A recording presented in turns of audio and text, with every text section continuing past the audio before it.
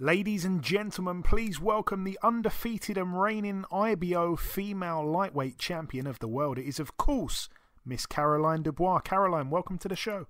Thank you for having me. Hey, it's my pleasure. So, Caroline, it's the first time you've been on, so welcome once again.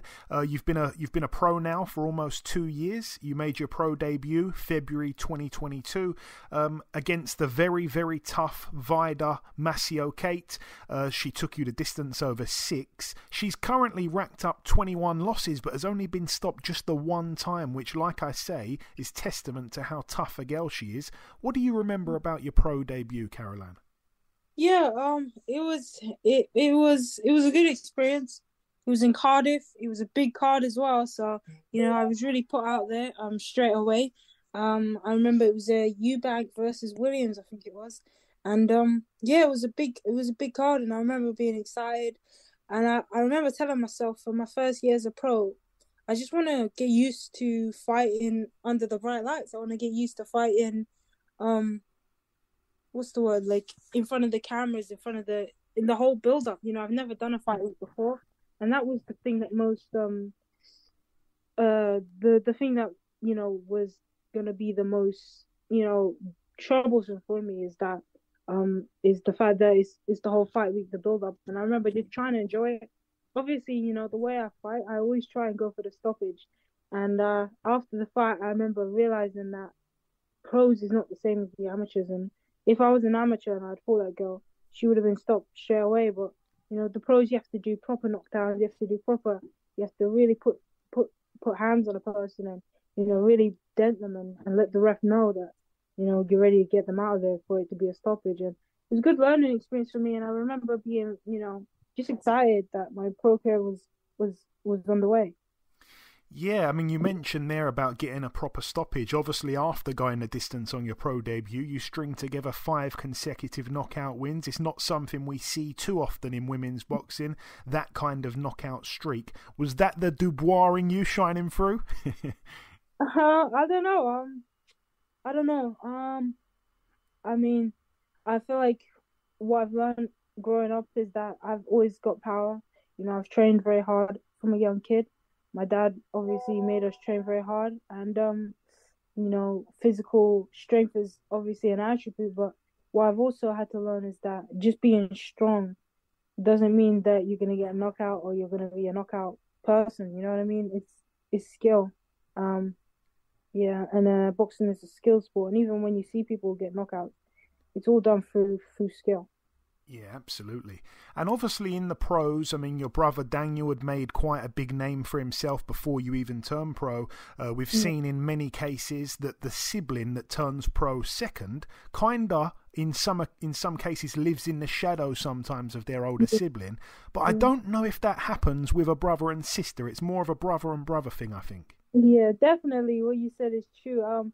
Definitely more of a brother thing. But because I'm a female, I've managed to make my own name. I've managed to create my own buzz. Everyone wants to see who the girl is. And female boxing is so different from men. There's no real comparison. We don't fight the same time.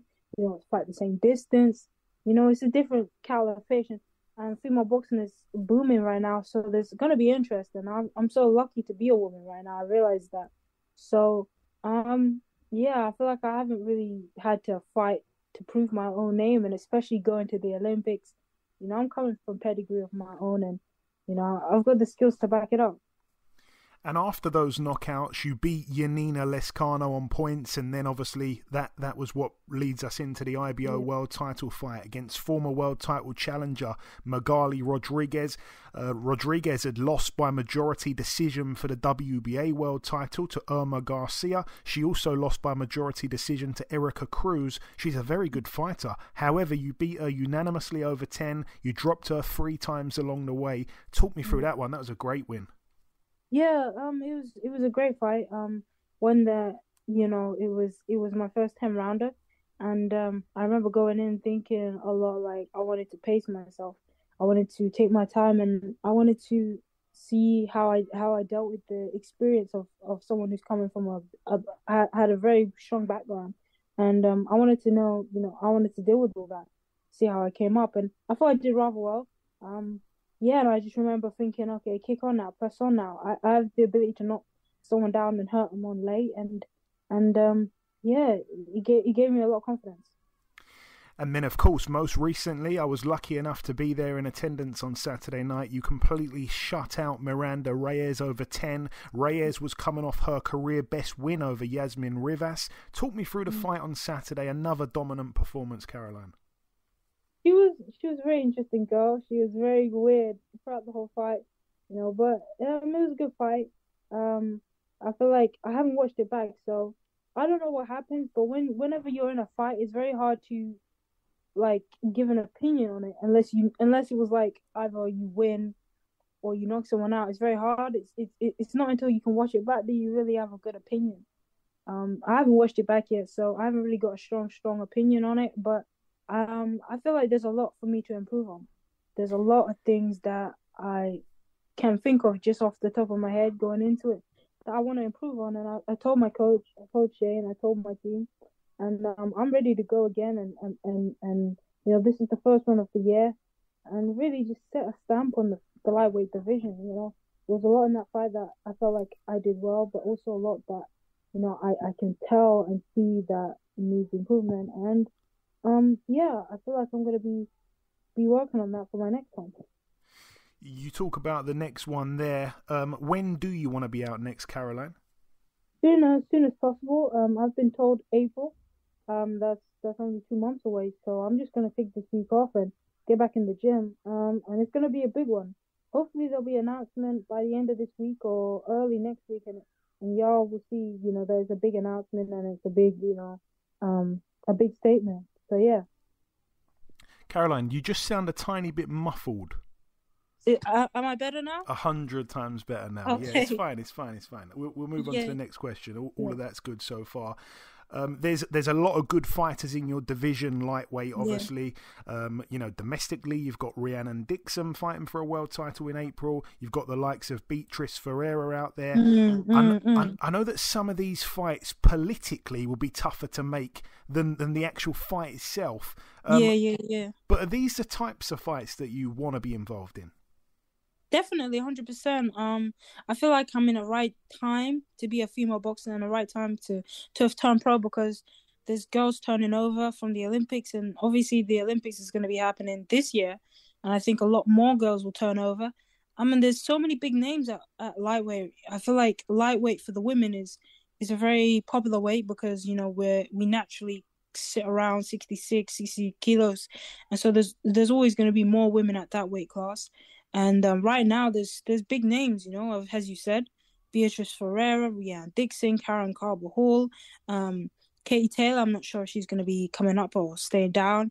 And then at 140, there's names. So in and around that weight, there's big names. Even Alicia Baumgardner, she's been vocal that she wants to move up in weight. And there's some good fights. And I'm so happy to be around at this time and at this weight and be available for it, Yeah, there's a lot of big names. I love most of them fights that you've mentioned there. I know that obviously your nickname is Sweet Caroline. I'm not expecting you to call anyone out as such, but is there anyone on your radar in terms of names, or is it just pretty much whoever? Yeah, I feel like all boxers want to fight each other. I don't think there's many boxers that are truly afraid of each other. They may be, what's the word, like wary or cautious, but they understand that eventually one way or another, you're going to end up in the ring with each other. One way or another, you're going to be on a crash course. And whoever's the best, they're going to end up crashing into each other. The cream always rises. And I believe I'm the cream. I'm the cream of the crop. And whoever else who is there is my number one, number two, they'll be up there beside me. So I believe anyone who's good, anyone who sees themselves being a world champion, anyone who is a world champion is who I'll be looking to be stepping in the ring with, It's exciting times. Also, a good friend of mine as well, Craig Richards, has just joined your gym. Obviously, he's fighting this weekend. I haven't spoke to him for a little while, but how's he been looking? It's a good addition, I think. Yeah, I think so too. He's been looking really well in the gym.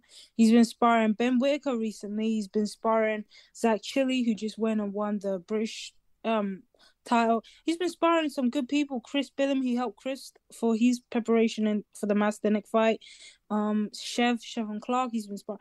And what I've been seeing in the gym lets me know that this guy is definitely up there. It's a shame that, he's been so unlucky previously, but I feel like he is really a special talent, and I feel like he just needs the person and the timing, He needs to be the favorite, and I feel like a lot of times he's been stepping into fights not as the favorite, not as the one that people are pushing to win.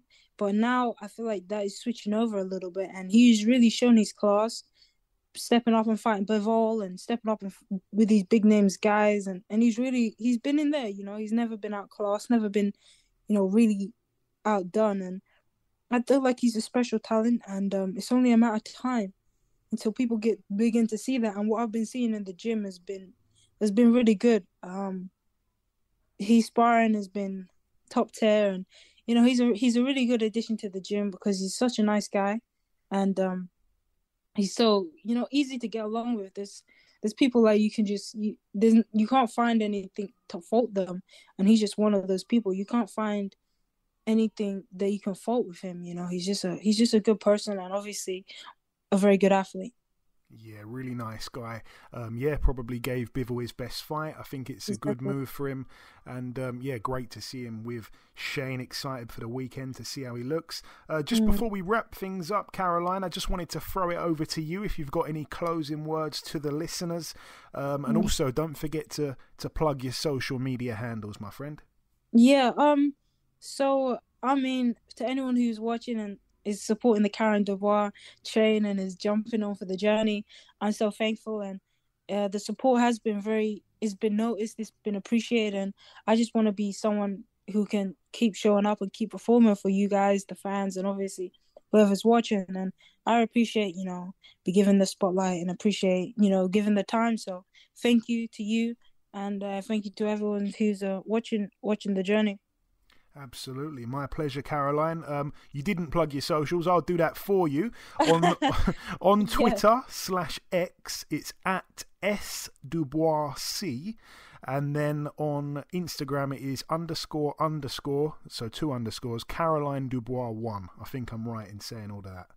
Yep, that's right. Perfect. Listen, Caroline, it's been a real pleasure having you on the show. Congrats once again on that brilliant win, and we'll speak again real soon, I'm sure.